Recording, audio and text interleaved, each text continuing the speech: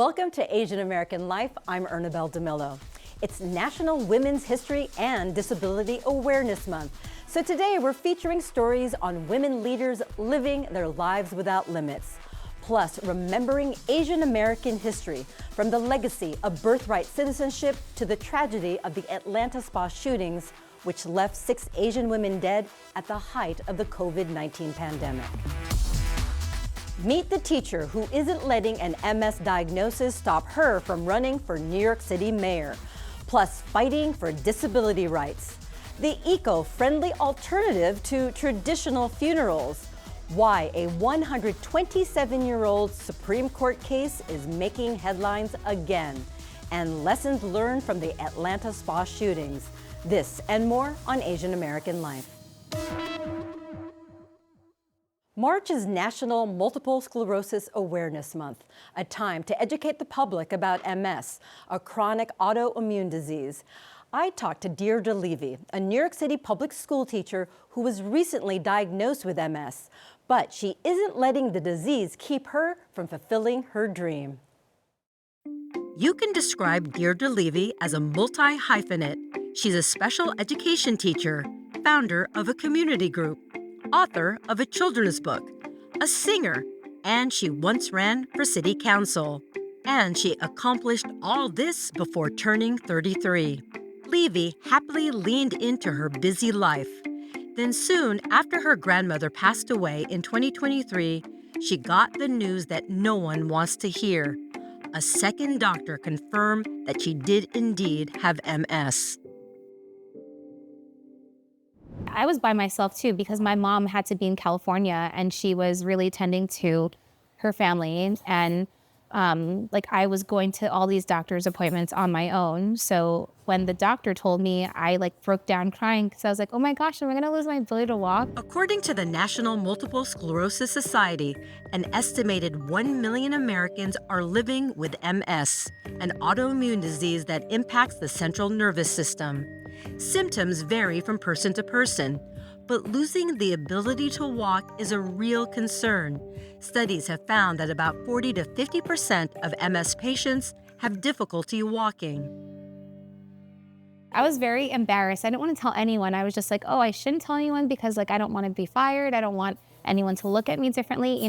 Probably I could never have children again, or maybe it would really put me just in a bad light. People just wouldn't think I'm anything special. Now, more than a year after her diagnosis, Levy's MS is in remission, which means her symptoms haven't gotten any worse. So she made a brave decision to share her diagnosis publicly. She credits her remission to diet, exercise, and the support of medical professionals from NYU. So with her doctor's blessing, Levy made another bold move. When I got my last MRI from my doctor, who said to me, why wouldn't you run? Then that's when I decided, he believes in me, so why shouldn't I believe in myself? The young woman who just a year ago feared she couldn't walk one day is now running for mayor of New York City, the first Filipino-American to vie for that seat. I never thought I could run again, but because I was determined to really make sure that my students were protected, especially in this climate, I thought that this was a time to run. And I do have MS, and I thought that with MS, I didn't think I would ever be able to do anything again. I really thought that the biggest fear was I wouldn't be able to walk, and let alone run for something or even mayor. Levy joins a very crowded field of Democrats hoping to unseat embattled Mayor Eric Adams in the June primary. Despite the higher profile names making headlines, Levy is determined to make her mark. Every weekend and after school, you'll find her traveling to all 5 boroughs meeting voters. I was born and raised in Flushing, Queens, and I'm a current teacher, and I just rushed over here. While she's a relative unknown in the world of New York politics, Levy has worked in public service as a special education teacher since 2013. She has experience as a community activist. During the pandemic, she started Project Barkada delivering food to frontline workers and the needy. Then, in 2021, she ran for a city council seat in District 35. Now, she's looking to lead the city. This is a city that I was born and raised in. Like, I'm not gonna let anything happen to my city or like my students. Her role model is Corazon Aquino, the first woman president of the Philippines. Levy, who is now herself making history, remembers watching Aquino's historic win.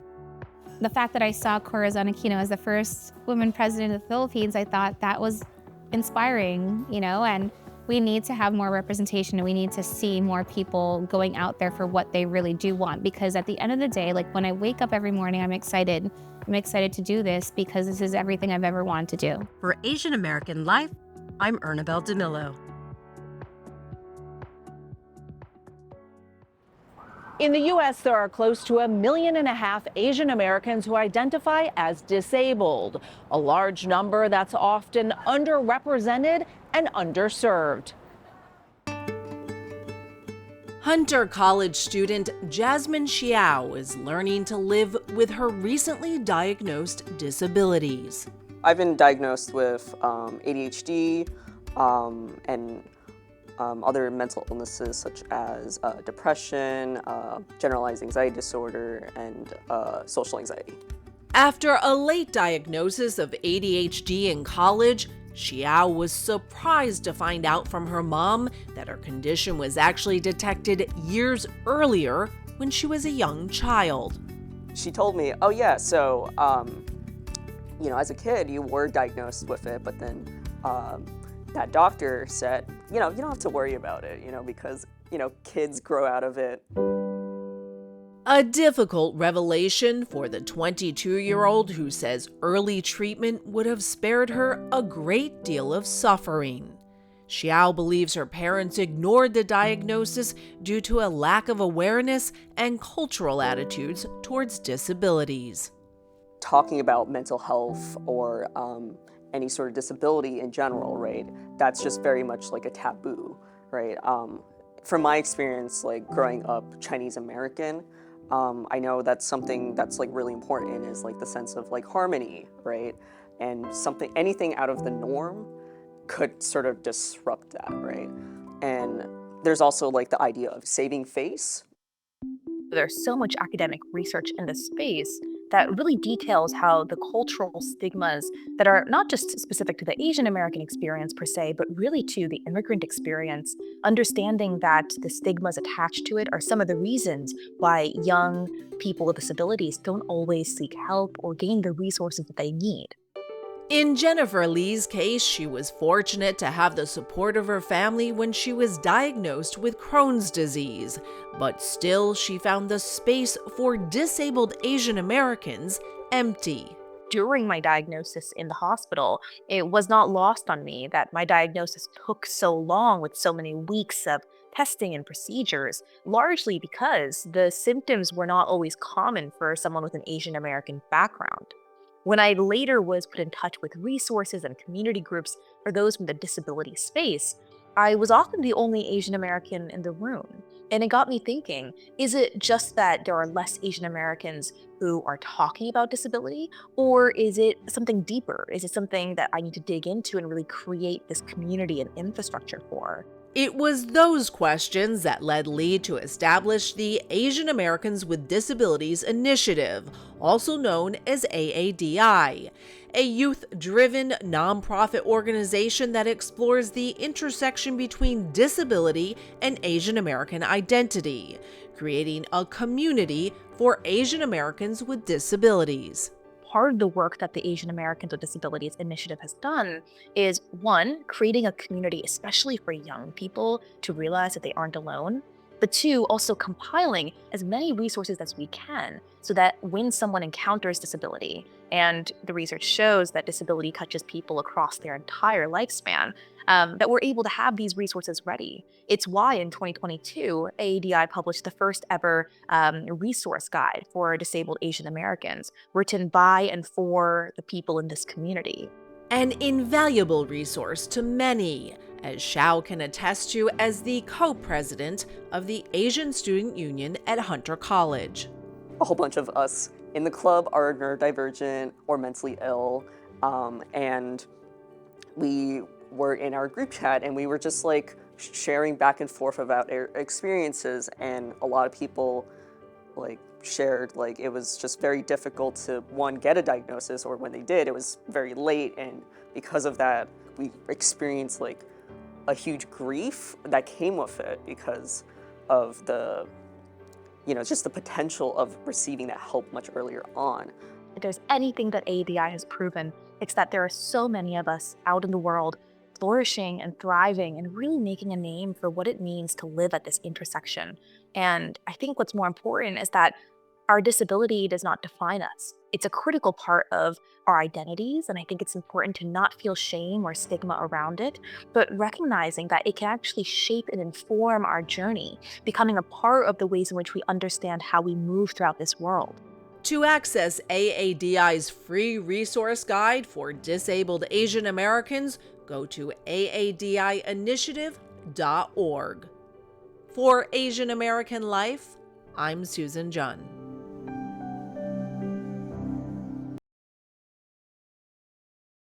I'm Kyung. Life can be full of twists and turns, but death can often follow a more predictable path of being embalmed and buried in a casket. But there's another path, a green one, in a conservation cemetery that's more aligned with the cycle of life and our environment. Kyung Lee has always had a fascination with cemeteries and a passion for protecting the environment. Her latest venture, Aeon Woods, is her way of combining these interests by creating the first conservation cemetery in New York State. It's part of a growing trend toward eco-friendly burials, embracing a holistic approach to dying that's in harmony with nature. If you think about the rise of farmers markets or other things where people actually care about where they live and place and caring about where their food comes from, it's in alignment with that, where people are starting to care a lot more about protecting the earth, doing things that are more local, and doing things that are much more meaningful. Green burials, or natural burials, avoid traditional embalming chemicals, concrete vaults, and ornate caskets. Instead, they emphasize simplicity and sustainability.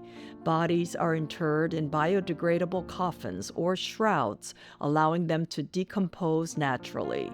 Lee's vision of a conservation cemetery extends beyond the burial to the land. Lee is currently exploring land in the Hudson Valley as the site of Aeon Woods.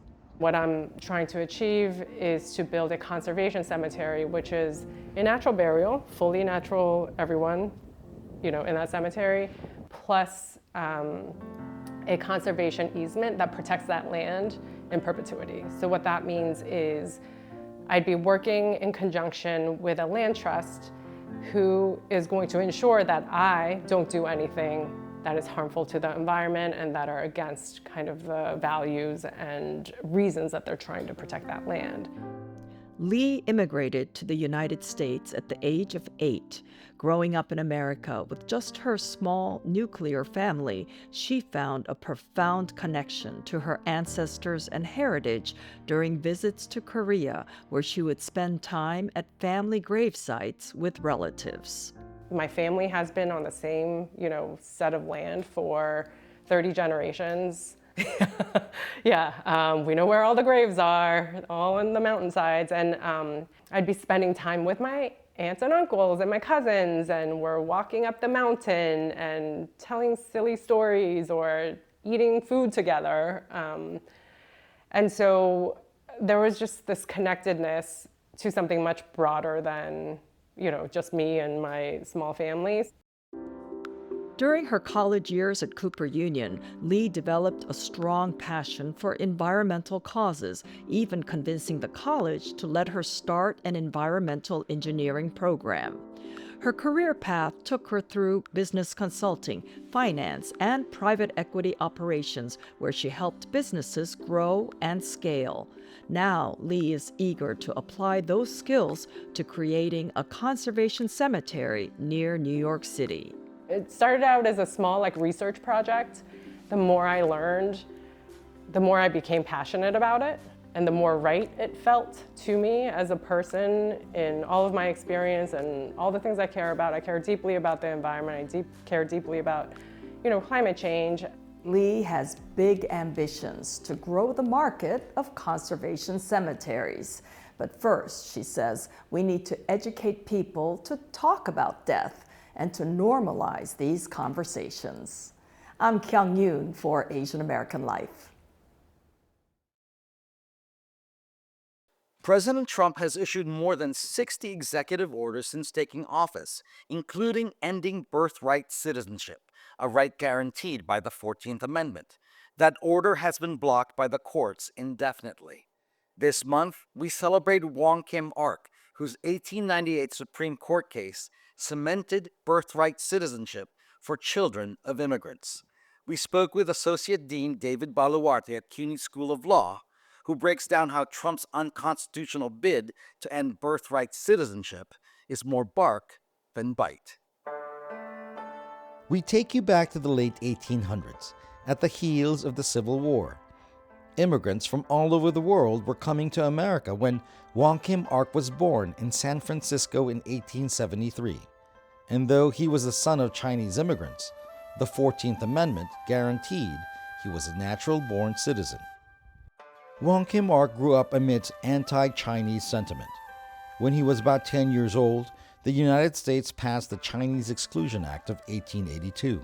The Chinese Exclusion Act was one of the first immigration laws, and it was absolutely racially motivated, fueled by this broad xenophobia felt in the United States at this time, where large groups of Chinese immigrants had come to the United States to help build the railroads and produce sort of this economic boom that was starting to happen in the United States with urbanization and industrialization. Eventually, Wong Kim Ark's parents moved back to China. At one point, he decides to go back to China to visit his parents. He's maybe 17 years old. A young man travels back to China and returns to the United States actually without incident. A few years later, Wong Kim Ark paid his parents another visit. Before leaving the U.S., the 21-year-old had documents notarized to certify he was a U.S. citizen. But upon his return to the States, he was denied entry. The official that was reviewing his documentation upon entry into the United States determined that he was not a U.S. citizen, that he was a citizen of China, and that he would be excluded pursuant to the Chinese Exclusion Act. With support from the Chinese American community, Wong Kim Ark brought his case all the way to the Supreme Court. On March 28, 1898, in a 6-2 decision, the Supreme Court ruled in favor of Wong Kim Ark, reaffirming that any child born on U.S. soil is automatically a U.S. citizen. And the Supreme Court was very clear about this at this moment in history where, as I mentioned before, like xenophobia, anti-Chinese sentiment was at a historic peak. And at that moment, they recognized that there was no question that the Constitution protected the right to U.S. citizenship for Wong Kim Ark. David Baluarte is an associate dean at CUNY School of Law. He says overturning the 14th Amendment is a tall order. The only way that that rule is going to change is with a constitutional amendment. A constitutional amendment requires 2/3 majority of the House of Representatives and the Senate, and 3/4 of the states need to ratify that decision by a supermajority of that state's Congress. And in our polarized political environment right now, the likelihood of getting a supermajority in Congress and then 3/4 of states to agree on something like this, which is absolutely going to be controversial, even in those quarters where there's anti-immigrant sentiment, And there's no way that that is going to result in the kind of political support that would be required to actually amend this aspect of the Constitution. Absolutely not.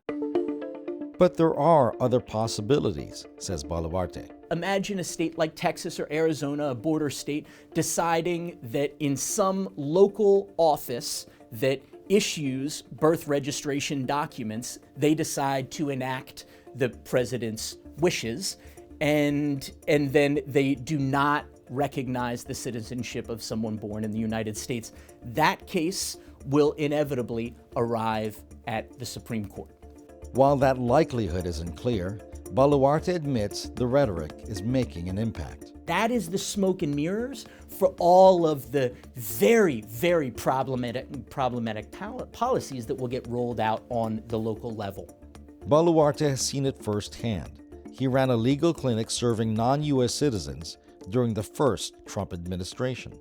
And that is, I think, something that we really need to be concerned about. Not the rule actually changing, but the ultimate impacts on populations, immigrant populations, populations of color in the United States are going to feel the brunt of this argument that they're not really citizens of the United States. But fear not, Baluarte and other legal experts have faith in the U.S. Constitution and the legacy of the Supreme Court's landmark decision in Wong Kim Ark versus the United States. Please don't worry. Please don't worry. Birthright citizenship is not going to be taken away, not in the next 4 years. It's hard for me to imagine. You're putting money on that. And I absolutely will. Today, Wong Kim Ark's descendants are speaking out in support of the right their great-grandfather had fought for throughout his life. Wong Kim Ark Day is celebrated on March 28th to commemorate the landmark decision. For Asian American Life, I'm Rainer Ramirez. I'm Vivian Lee. This month marks the 4th anniversary of the Atlanta spa shootings. A PBS documentary about this pivotal moment for the AAPI community is a special presentation of CUNY TV. While police were trying to help people who were dying at that location, witnesses were calling them about another shooting. On March 16, 2021, a gunman took the lives of 8 people at 2 spas and a massage parlor in the Atlanta area. They were Sunjung Park, Delana Ashley Yon, Hyunjung Grant, Xiao Tin, Young-A Yu, Dao-Yo Feng, Paul Andre Michaels, and Sunja Kim. 6 of the victims were Asian, 7 were women. The shooter, Robert Aaron Long, was 21 at the time.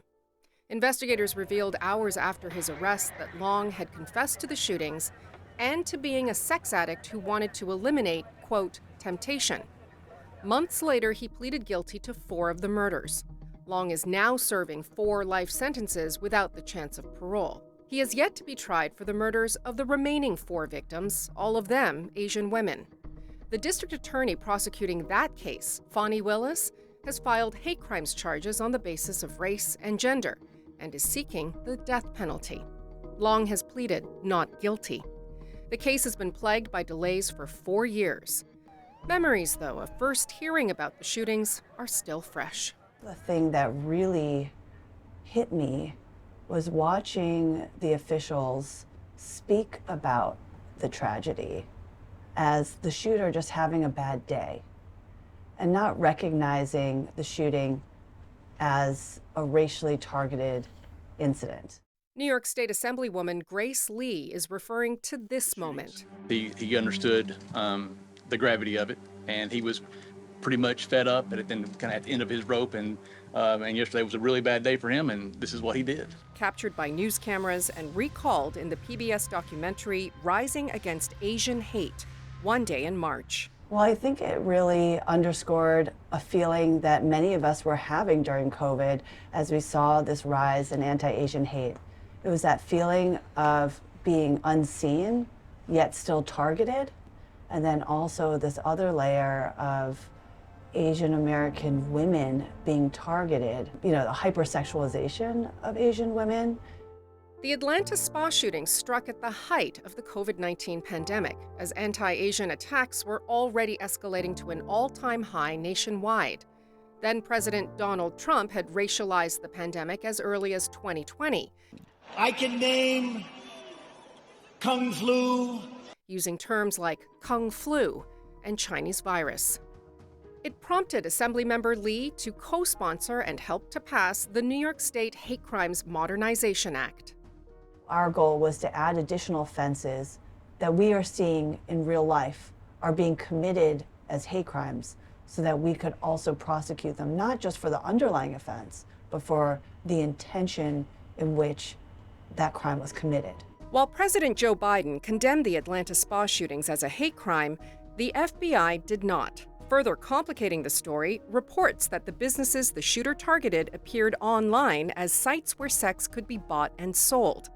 A woman who had been trafficked for decades in Georgia, including at one of the spas long targeted, was brought to New York City by federal investigators and connected to the Korean American Family Service Center, or KAFSC, a crisis center for women and a social programming center for families.